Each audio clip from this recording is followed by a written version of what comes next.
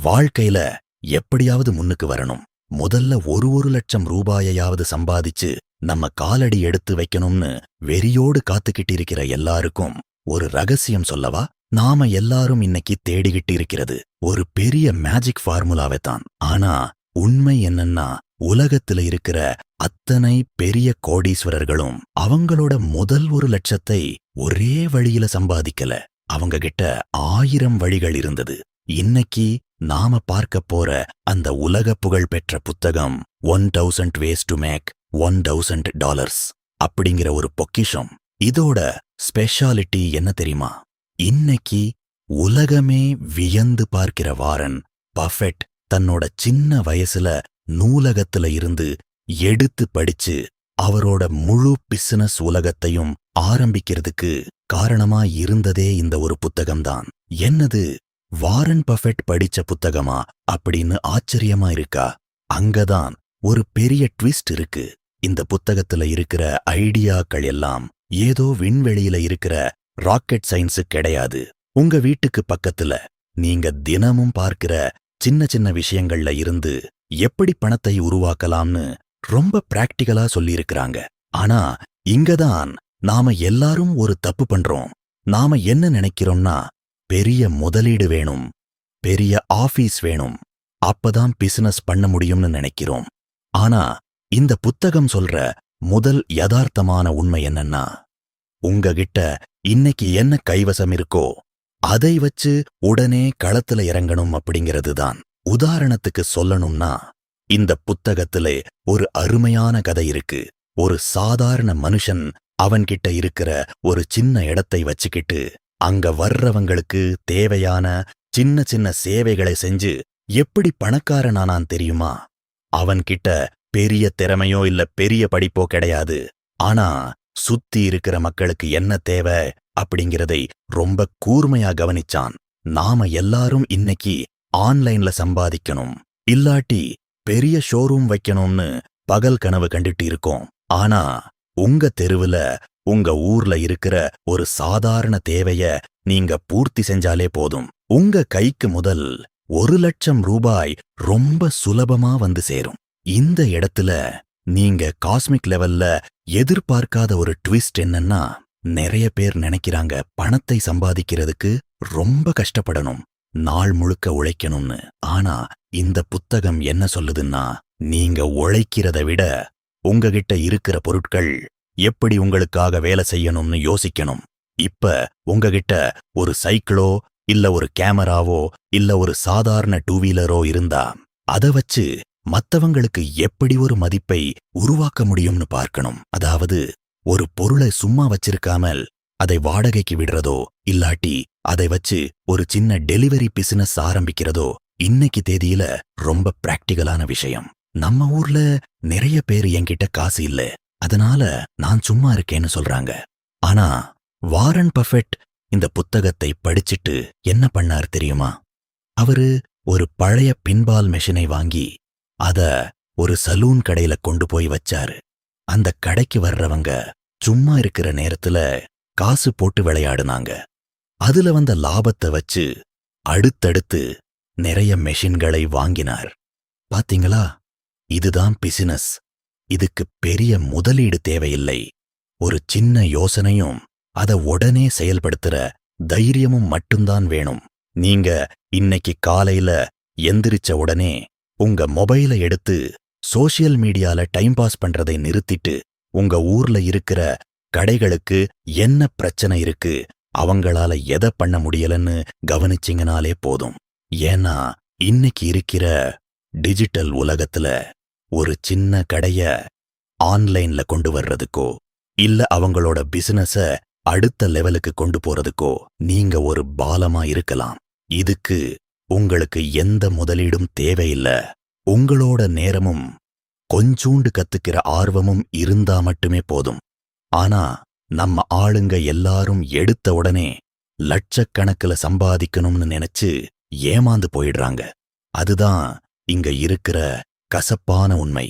உண்மையிலேயே நீங்க உங்க வாழ்க்கையிலே முதல் 1,00,000 தொடணும்னா இந்த புத்தகம் காட்டுற மிக முக்கியமான பாதை என்னன்னா, சின்ன சின்ன லாபங்களை சேர்த்து வைக்கிறதுதான். அதாவது இன்னைக்கு உங்களுக்கு ஒரு 1000 ரூபாய் லாபம் கிடைக்குதுன்னா அதை அப்படியே செலவு பண்ணிடாம அதை வச்சு எப்படி அடுத்த 2000 ரூபாய சம்பாதிக்கலாம்னு முதலீடு பண்ணணும். நம்ம ஊர்ல இருக்கிற பெரிய ட்விஸ்ட் என்னன்னா, காசு வந்த உடனே எல்லாரும் ஆடம்பரமா செலவு பண்ண ஆரம்பிச்சிருவாங்க. புது போன் வாங்கிறது, வண்டி வாங்கிறதுன்னு போயிடுவாங்க. ஆனா இந்த புத்தகம் சொல்ற பிராக்டிகலான வழி என்னன்னா, உங்களோட முதல் 1,00,000 ரூபாய் அப்படிங்கிறது உங்களோட உழைப்புல மட்டும் வர்றது கிடையாது. உங்களோட சேமிப்பும் அந்த பணத்தை மறுபடி முதலீடு செய்யற புத்தியும் தான் அதை கொண்டு வரும். நீங்க ஒரு சாதாரண காய்கறி கடையோ, இல்ல ஒரு சின்ன உணவு வண்டியோ, இல்ல ஒரு போட்டோகிராபி பிசினஸோ எது வேணாலும் பண்ணலாம். ஆனா அதுல வர்ற லாபத்தை வச்சு பிசினஸை எப்படி பெருசாக்கணும்னு யோசிக்கணும். ஏன்னா உலகத்துல இருக்கிற எந்த ஒரு பெரிய பிசினஸும் எடுத்த உடனே கோடிகள்ல ஆரம்பிக்கல. எல்லாமே ஒரு சின்ன ரூம்ல இல்ல ஒரு சின்ன ஐடியால தான் ஆரம்பிச்சது. இந்த புத்தகத்துல 1000க்கும் மேற்பட்ட வழிகள் இருக்குன்னு சொல்றாங்களே, அதுல இருக்கிற சாராம்சம் என்ன தெரியுமா? மனிதர்களோட அத்தியாவசிய தேவைகளான உணவு, உடை, இருப்பிடம், பொழுதுபோக்கு, அப்புறம் அவங்களோட நேரத்தை மிச்சப்படுத்துற விஷயங்கள், இது 5ல ஏதோ ஒரு விஷயத்தை நீங்க கையில் எடுத்தா போதும். உங்க பிசினஸ் என்னைக்குமே தோத்து போகாது. நம்ம ஊர்ல இப்ப கூட பாருங்களேன், நல்ல சாப்பாடு விக்கிற சின்ன வண்டிகளுக்கு எவ்ளோ கூட்டம் இருக்கு. ஏன்னா மனிதனோட பசி என்னைக்குமே மாறாது. அதே மாதிரிதான் ஒருத்தரோட நேரத்தை மிச்சப்படுத்துறதுக்கு நீங்க ஒரு சர்வீஸ் ஆரம்பிச்சீங்கன்னா அதுக்கு மக்கள் எவ்வளவு வேணாலும் காசு கொடுப்பாங்க.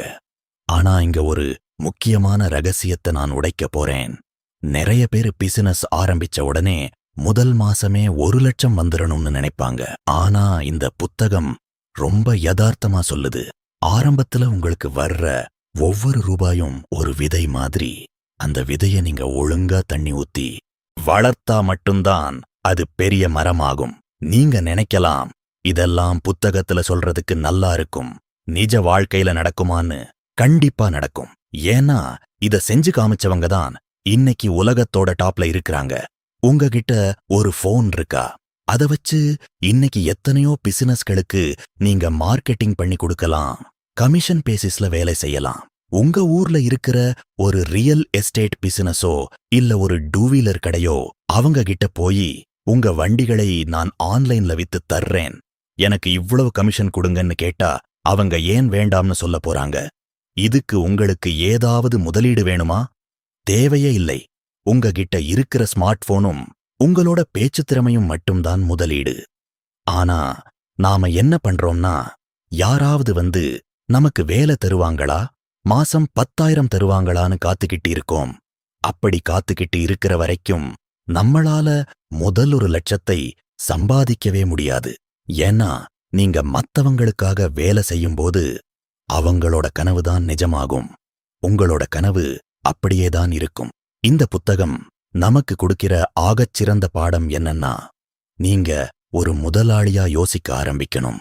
அது ஒரு சின்ன 100 ரூபாய் பிசினஸா இருந்தாலும் சரி, நீங்க தான் அதுக்கு ராஜா. அந்த எண்ணம் உங்க மனசுல வந்துட்டாலே நீங்க பணத்தை தேடி ஓட மாட்டீங்க. பணம் உங்களை தேடி வர ஆரம்பிச்சிரும்.